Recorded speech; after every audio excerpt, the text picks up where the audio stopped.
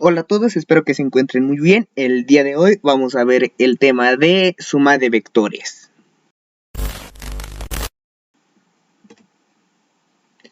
Para la suma de vectores tenemos que tener en claro dos conceptos bastante importantes. El primero, resultante de un sistema de vectores.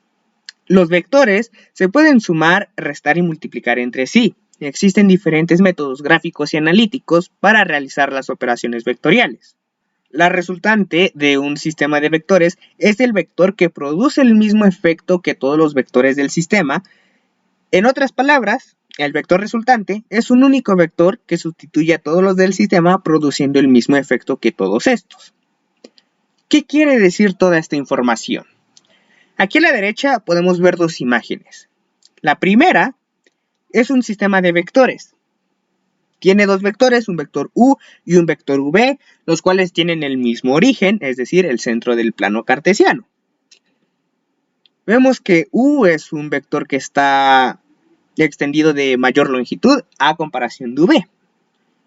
Bueno, la resultante de un sistema de vectores se refiere al vector que sustituye a estos dos y hace lo mismo que estos dos vectores juntos. Ya sea por un método gráfico o por un método analítico, la resultante, esta línea que se ve de color azul claro, va a sustituir a estos dos vectores, pero va a producir el mismo efecto que producen estos dos. ¿A qué vamos con todo esto? Si nosotros tenemos un sistema de vectores, por ejemplo, si nosotros tenemos ciertos vectores, vamos a poner el ejemplo, que este es un objeto, una caja pesada, por ejemplo.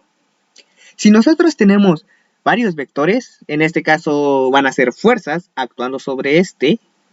Un ejemplo es esta fuerza, otro ejemplo es esta fuerza y otro ejemplo es esta fuerza.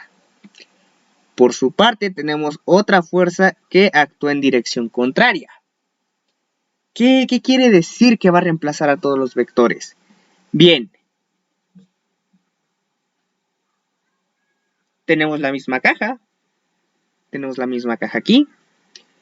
Bueno, la resultante va a reemplazar a este vector 1, vector 2, vector 3 y vector 4 con un único vector, obviamente, como aquí se ve en el ejemplo. Y va a producir el mismo efecto que todos estos cuatro vectores juntos. Es decir, nosotros tenemos tres fuerzas que jalan al objeto hacia la derecha, hacia esta dirección, pero tenemos una que lo jala en dirección contraria. Al hallar la resultante, nos vamos a dar cuenta que es la suma de todas estas fuerzas. En este caso, si aplicamos más fuerzas hacia el lado derecho, y si son mayores a la fuerza 4, lo más probable es que el objeto se desplace en esta dirección. ¿Por qué? Porque estas tres fuerzas juntas suman una cantidad mayor a esta, son más fuertes a la otra fuerza que se está aplicando. Es por eso que en vez de poner estas cuatro fuerzas, podemos sustituirlas por una sola que se va dirigiendo a una única dirección.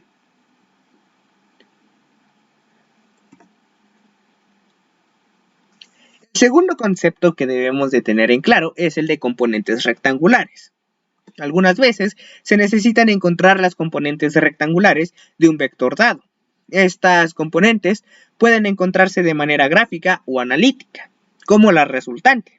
Para encontrar las componentes se hace lo siguiente. Primero que nada se le debe de elegir un vector. En este caso tenemos el vector A, que es este que está aquí.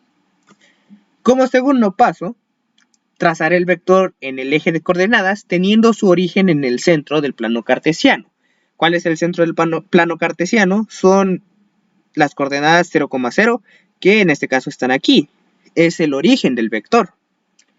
Como tercer paso, dice, en el final del vector se trazan paralelas en X y Y. Las componentes tienen el mismo origen, formando dos triángulos rectángulos. O bueno, puede ser también uno, si así lo deseamos, Pero bueno, ¿a qué se refiere con trazar paralelas? Nosotros tenemos el eje de las y y el eje de las x, por decirlo de cierta manera. Debemos de trazar una paralela al eje y de tal modo que llegue al final del vector. Aquí tenemos una de las componentes rectangulares, la componente y. Por su parte, también lo podemos hacer aquí.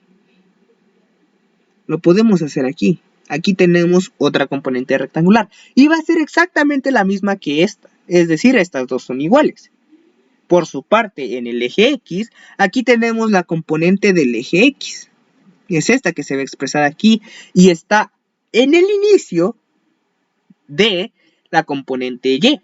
Por su parte, también podemos hacer lo mismo aquí arriba, en el final de la componente Y hacia el final del vector.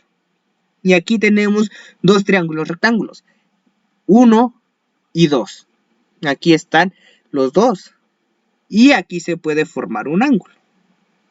Este es el mismo ángulo que este. ¿De dónde salen AY es igual a seno del ángulo y AX es igual a coseno del ángulo? Bien, aquí dijimos que las componentes se pueden encontrar de dos maneras, gráfica o analíticamente. Bien, esto sale de un método analítico. Aquí dice, para encontrarla analíticamente se usan funciones trigonométricas. La componente en X es igual al vector multiplicado por el coseno del ángulo y la componente Y es igual al vector multiplicado por el seno del ángulo. ¿De dónde sale todo esto? Bien, si nosotros tenemos aquí dos triángulos rectángulos, vamos a usar funciones trigonométricas. Vamos a ocupar el triángulo 1, ¿por qué? Porque se ve más fácil y lo podemos entender todos. Nosotros sabemos que la función del seno del ángulo, es igual a cateto opuesto sobre hipotenusa. Aquí, ¿qué estamos haciendo? Estamos relacionando la componente con el ángulo y la hipotenusa, que en este caso va a representar el vector. Entonces, si la hipotenusa representa el vector, el seno del ángulo y el cateto opuesto representa nuestra componente, nosotros queremos encontrar la componente, es decir, el cateto opuesto. ¿Por qué es el cateto opuesto? Porque es el que está, valga la redundancia, opuesto al ángulo. Entonces, si nosotros debemos encontrar el cateto opuesto, lo único que tenemos que hacer es despejar.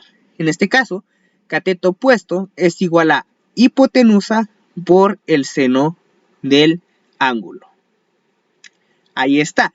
Así es como sale la componente rectangular Y del método analítico.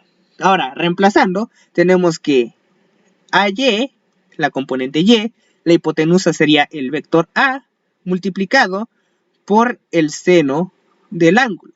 Que en este caso el ángulo lo vamos a estar conociendo siempre en un sistema de vectores. Entonces tenemos que la componente Y es igual al vector por el seno de su ángulo.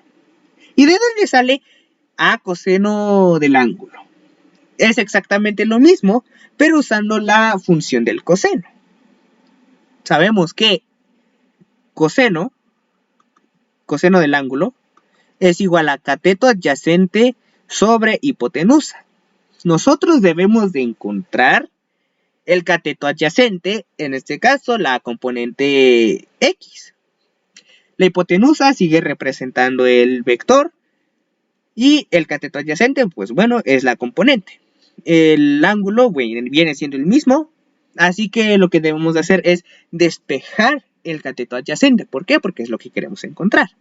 Hacemos exactamente lo mismo. Cateto adyacente es igual a hipotenusa por coseno del ángulo. Reemplazando, sería componente de X es igual al vector por el coseno del ángulo. Aquí tenemos para encontrar componentes en X y para encontrar componentes en Y, que es exactamente lo que tenemos aquí. vector X o componente X es igual al vector por el coseno. La componente Y es igual al vector por el seno del ángulo. Y es así como se encuentran de manera analítica, que es lo que vamos a estar trabajando en los siguientes problemas. Espero que les haya gustado y sin más que decir, nos vemos en un próximo video.